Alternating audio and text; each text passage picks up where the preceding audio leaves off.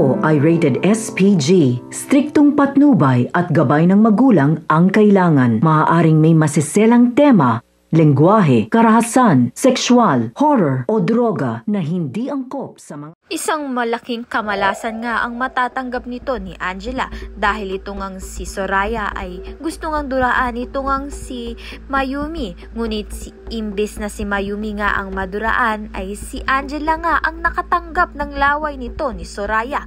Kaya naman nga't diring-diri nga itong si Angela sa laway ng kanyang tiyahin. Samantalang diretsyo na nga sila sa kulungan upang ngang makulong na nga sila ng habang buhay dahil nga malaki nga ang atraso nga nito ni Soraya at ni Angela sa pamilya nga nito ni Mayumi at ni Ikit dahil si Soraya nga ang pumaslang dito nga kay William at nagpahirap nga kay Mayumi. Kaya naman nga dahil dito ay panghabang buhay na nga silang makukulong. Sa kabilang banda naman nga sinubukan nga kausapin ni Soraya ito nga si Ikit upang nga magmakaawa na itigil na nga ang kaso dahil sasabihin ng araw ni Soraya ang katotohanan kung nasan nga ang kanyang tunay na ina.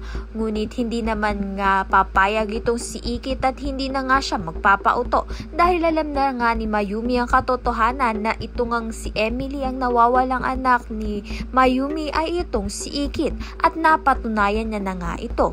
Kaya naman nga't yan at iba pa ang dapat nating pakaabangan. Maraming salamat sa iyong panonood.